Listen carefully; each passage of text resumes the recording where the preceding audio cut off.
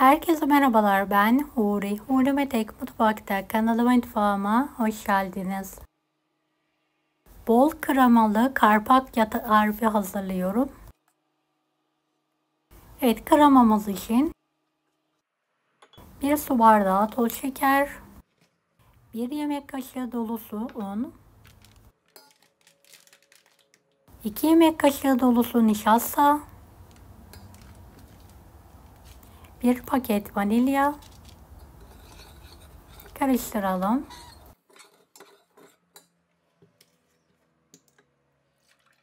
2,5 su bardağı süt.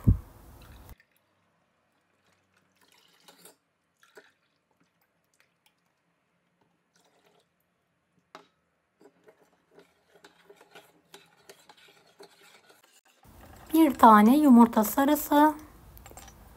Evet, homojen olana kadar karıştıralım. Şöyle koyu bir kıvama gelene kadar pişirelim.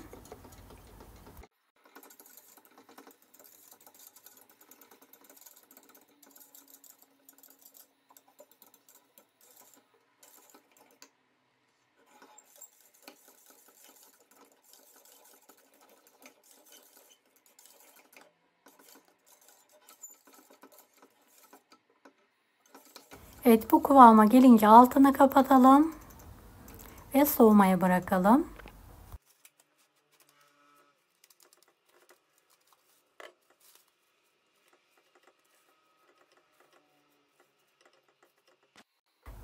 ...125 gram tereyağı eritelim. 1 su bardağı su.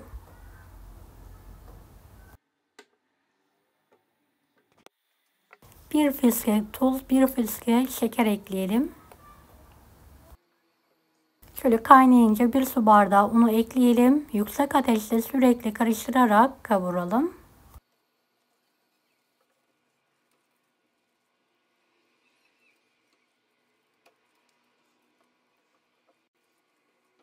Bu aşamada da ne kadar kavurursak o kadar gevrek bir Karpatya hamuru elde etmiş oluruz.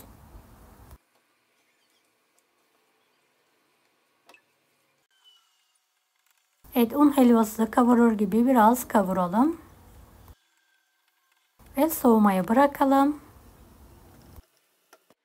Soğuduktan sonra tekrardan şöyle bir spatula ile karıştırıyorum.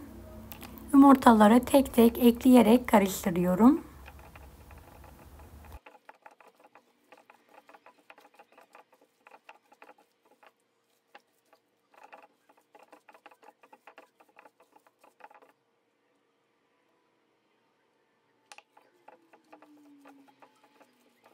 Yumurtanın miktarı büyüklüğüne göre değişiklik gösterebilir.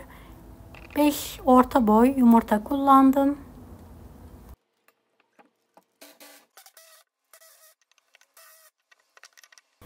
Evet, yumurtaları şöyle azar azar spatula ile ekledikten sonra karıştırıyorum. En sonunda mikserle homojen hale gelene kadar karıştırıyorum.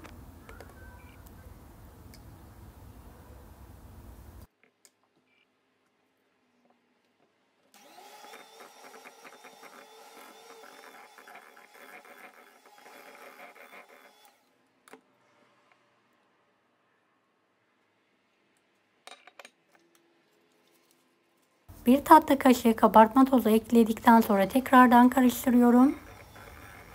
Son yumurtayı tek seferde eklemiyorum. Önce beyazını, daha sonra sarısını ekledim gördüğünüz gibi.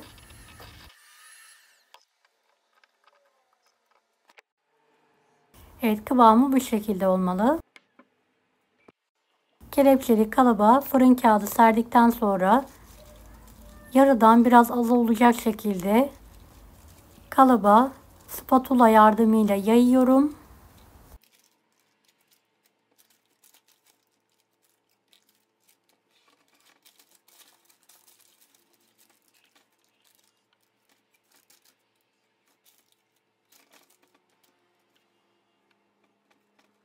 En son spatula şöyle videodaki gibi uzun uzun şekiller veriyorum. Önceden ısınmış 160 dereceli fanlı fırında pişirmeye bırakıyorum. Kremam tamamen soğuduktan sonra 125 gram tereyağını ekliyorum. Bir paket de vanilya ekledikten sonra karıştırıyorum.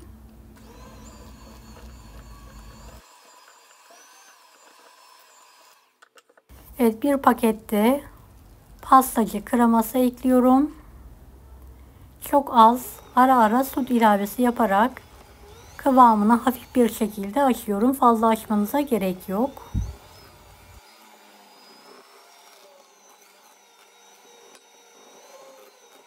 Evet, bu kremadan 2 tane hazırlıyorum.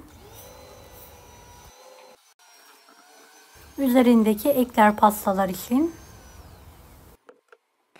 Evet, ilk hamurum pişti. Aynı kalıba kalan hamurdan biraz kenara ayırarak dökerek yayıyorum.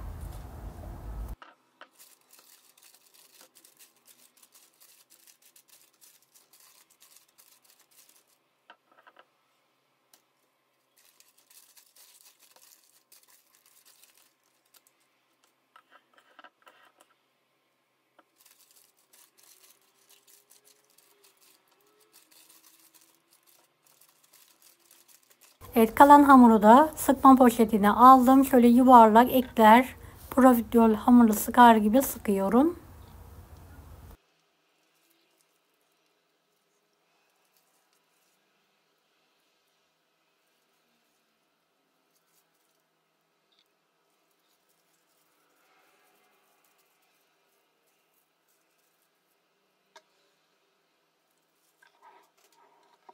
Ve sıcak fırına vererek pişirmeye bırakıyorum. Karpatya hamurlarım hazır. Şöyle büyük olanı alt kısmına yerleştiriyorum. Kremadan biraz ayırarak orta kısmına bolca kremadan sürüyorum.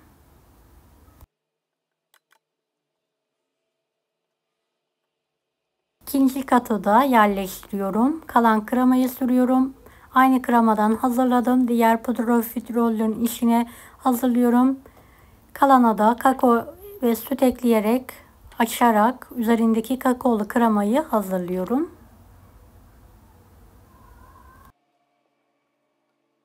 Evet, bu kısım tercihe bağlı. Ben doğum günü pastası yapmak istediğim için biraz görsel olarak yüksek bir pasta istedim. Üzerine de kakaolu kremadan bolca gezdiriyorum.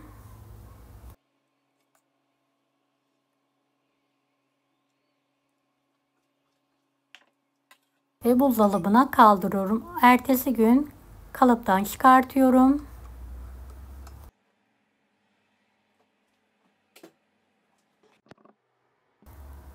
Evet, bu halde isterseniz bırakabilirsiniz. İsterseniz bir miktar daha krema sürerek istediğiniz şekilde süsleme yapabilirsiniz.